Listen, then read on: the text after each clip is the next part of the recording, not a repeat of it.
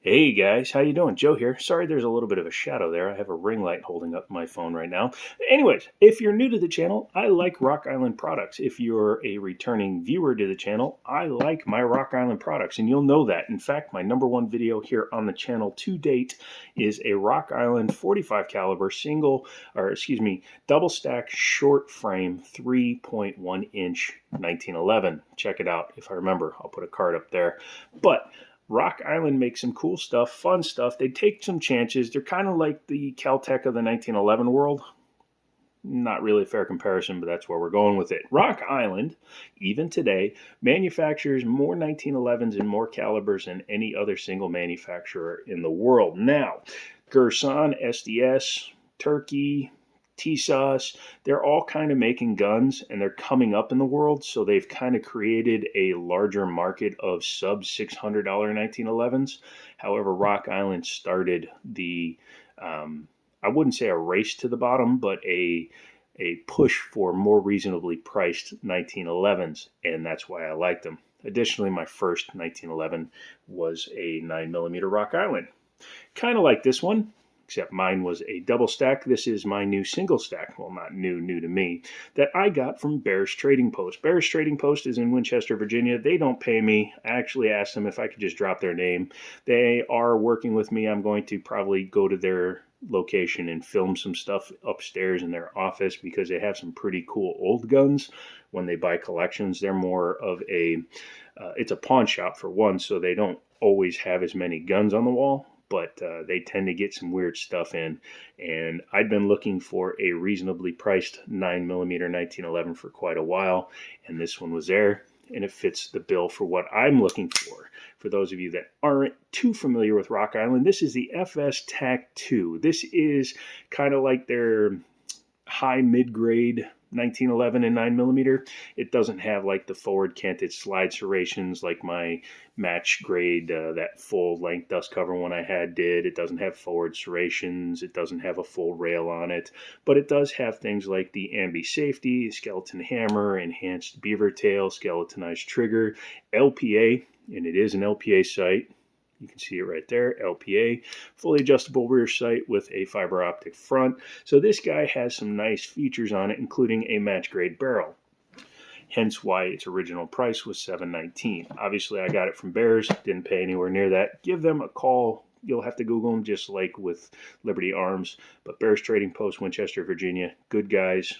He actually sold me my first gun, and I've never looked back. So thank you for the habit and the addiction. Anyways, 9mm is a very popular cartridge currently. It is the most popular cartridge for personal protection and carry. And I already have my Kimber Aegis, which you again should see up there. And that is my 45 carry. This is my 9mm. This one came with a single magazine. And the magazine it came with was this guy. That's one of my Ed Browns. This guy, here we go. A 10 rounder. I believe this is a Mekgar mag. I'm not 100% sure, but this came with one single magazine, 10 plus 1 in the gun, which equals a Glock 48 or a 43X. Excuse me for 1 second. Problem with waiting till midnight to film these is my body likes to make weird noises and cough stuff up. But I also added a couple of Ed Brown magazines. You can see the EB kind of etched there in the base of the magazine. There you go. Ed Brown makes some decent magazines. These are 9-rounders. I wanted 10-rounders, but they were out of stock, so I went with a couple of extra 9-rounders. That is 28 rounds right there. So if I can't get it done with those 3 mags, I'm in bigger trouble than I thought.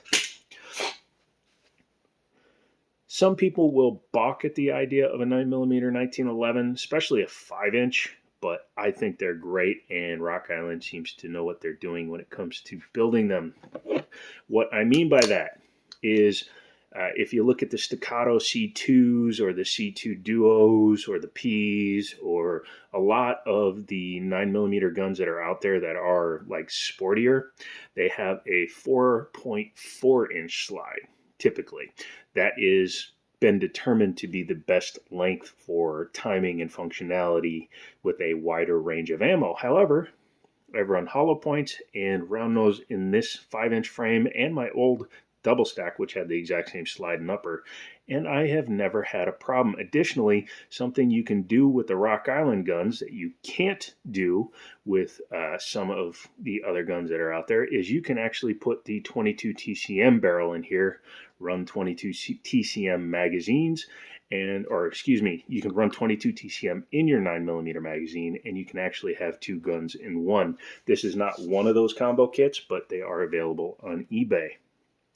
Taking a look around the outside, it's very nicely done. It's Parkerized.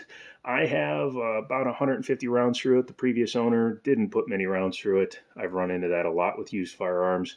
A lot of times somebody will buy a gun thinking that they want it, and then they'll sell it on after sitting on it for 2-3 years and move on. This one has rubber grips on it. It had a set of G10 grips, but I broke the G10 grips that were on one of my Kimbers. I traded them out, and then I sold that Kimber. So right now it's rocking some wood grips. I do have a set of gun GUNN gun grips coming from Amazon, and I'll link them down below. So remind me to do that, people. And they're G10, and they have a nice thumb cut. So this gun will get some nicer grips. Comes from the factory with the magwell integrated onto it. This is the kind that just goes up and is retained by this screw here. Perfectly fine. They work good. Has some 25 lines per inch checkering on the flat main rear spring housing, and some serrations on the front. Berettas do this too. I don't know why they don't really help. I guess if you have a nice glove on, it can help with grip, but for a standard skin grip, call it a skin grip, it really doesn't do much for the grip. Enhanced beaver tail with a memory notch. I like that. Helps when you just grab the gun to pick it up and go. And this is a later release gun because, as you can see, the offside or left side safety is actually thinner. One problem I run into with some guns with their ambidextrous safety is this side is too big, so when I'm running it on this side, it will sometimes get hit by my finger when it's up, or even when I'm trying to shoot, because I'm trying to launch up as high as I can, and I can accidentally engage the safety when my finger is off of the trigger. But this one, very easy to use, either side. The slide lock slide release is only on one side because this is a removable piece that you have to take out to disassemble it. They didn't make it a two-piece so that you could take it apart, which is fine. There's only so much you need to do. Very nice checkered mag release here. Go ahead and show you with the magazine. It is a drop-free system, and the Ed Browns work just as good. And again, like I said, these magazines are nice. Just make sure to get good ones. Don't use ACT unless you like clearing jams. Trigger is currently adjusted with the set screw all the way out, which allows the most movement with the trigger. It's fine. I've tested it. This one comes in at 5.2 pounds, about 5.5 pounds. My Kimber comes in at 3.5 pounds. 5.5 pounds, it fluctuates. I tested it like 5 times. It went from like 5.2 to 5.8. That's acceptable. It's a little bit on the heavier side, but it is acceptable in this system. This is a pretty nice grip on here, and with this trigger the way it is, it has a very nice feel. It feels lighter than 5.5 pounds, to be honest with you. Here you go. Very crisp. Here's your reset. With the screw all the way out, it has a longer travel than I like, but very nice for the break. And you can hear it, you really aren't feeling it. And again, if I change the way the set screw is, it won't have as much movement, which will feel better. Has, again, very nice sights. It is an actual LPA rear sight because this is a more expensive model. It's not using knockoffs or anything like that. I'm probably going to black out those rear dots. They're not bioluminescent, light luminescent. And this is a fiber optic front. So blacked out front or blacked out rears with a fiber optic front are the way to go. This does have a full length guide rod on it, as you can see here, and it has a black barrel up here with a polish back here, and it is a thicker barrel. I think they do that to fill out the slide. I think the slide can be used and cut to fit 45 as well as the 9mm. Very standard here, very standard here. It's got the chamfer right here, but it's not a, actually it looks like, at least on camera, it looks like the cut's lower. I'll have to show you on the Kimber or superimpose a picture because the Kimber's in the other room. My Kimber has a slightly lower ejection port. However, again, I've put 100 rounds through this one already, and it shot beautifully. I did go to the range, and I think I talked about it in another video, but there were a bunch of dudes out there sighting in their rifles, so I really didn't do a whole lot of talking. And I have that footage, and the gun shot fine, but I really didn't get to talk too much about the gun. Overall shooting impressions, it was very accurate. I was shooting at 10 to 20 yards, and it was hitting nice the entire time. 5-inch guns, especially an all steel gun like this, are pretty easy to shoot. This one comes in at 37.5 ounces dry, which is still pretty heavy, but not too bad compared to like 45, which comes in at about 41 to 43 ounces. Enough yickety yakketing chickety chacketing. Let's go ahead and take the gun apart. For this one, I do have a disassembly tool because that front bushing is very tight. It's inside the box here. This is just a standard Rock Island box. I took everything out. The only thing you have in there is your flag for the chamber if you're going to run it in there. And then this is a spare Kimber front bushing tool. Even though this is a 9mm, it does fit and works just fine. Oh, yeah. I'm going to lock that back. Make sure, I've shown like 7 times, but always make sure your gun is clean before you go ahead and disassemble it. Go ahead and do this, and hey, how you doing? Go ahead and take your plunger off and take your spring out. You'll notice this one has an open end and a closed end. The closed end was down, so we'll put that back on when we remember it. I'm going to go ahead and, gosh, that's tight. Nothing wrong with it being tight. Go ahead and do that. I'm going to drop the safety so that I can bring the slide back. It's hard to see on an all black gun, but this notch here needs to be lined up. Trying to do it on camera is always awkward, but hey, we did it. You'll notice this thing's been lubed. I clean it after I go to the range. I clean all my guns immediately after I go to the range, unless I'm super busy. I just like a clean gun, personal feelings there. Very nice guide rod. I have not experienced any problems running a full-length guide rod. I know some people like to complain that they have some issues. I have yet to experience those. There is your front bushing. You can see there's a little bit of wear on there, and I believe you'll see here, I'm trying to remember if I did some smithing and looking at the frame or slide I did. This gun, I kind of sanded that down a bit to try to make it a little bit smoother. Take a look at the barrel. Very nice, standard locking lugs, and your swinging link as John Moses Browning intended. Looking at the bottom of the slide, you can see that it's got a lot of the finish is off here and on the inside of the rails. I did that. Something I always do with my 1911s, especially ones that have been Parkerized, Cerakoted, Duracoated, etc., is I will take some sandpaper. I usually start with 400 grit, then I move to 600 grit, 800 grit, and 1200 grit in order to make this nice and smooth. It takes about 1/1000th off when you do it to both here and here, which helps aid in the smoothness of the gun. Freeze it up a little bit. You'll hear it when we put it back together. It's not very rattly, but it aids the smoothness of the gun immensely. Looking in there, there's your locking lugs for the barrel, and I again cleaned up the rails on the inside and here, just because I like them smooth. Looking at here, I did a little bit on these rails as well. I don't take off as much material. I just take it down until it's smooth in order to guarantee functionality. Most Rock Islands that you're going to find have a Series 70 style internal, which means it doesn't have a drop safety. That's okay because you have external manual safeties and a grip safety, so you already have 2 safeties. A third safety or tertiary safety is not really required, but being an all steel gun, you can see it's very, very, very heavy, but very nice at the same time. A quality 1911 is going to have some heft to it. Let's go ahead and put it back together. Take your barrel. Make sure the link is in the down position as it's upside down. Just helps it from binding up inside there. But then you need to flip it up. I take the barrel bushing, start it in now. Boom. Now that's in, so that when we put it back together, it will more easily clear the spring. I put this guide rod in because when it's the full length, it has to go in before the gun gets put fully back together. Otherwise, you can't get it in the front. It is designed to only go in one specific way, so don't get that messed up. Flip it back over. Drop your link down so that you can see it. Take your slide, take your frame, start them back together.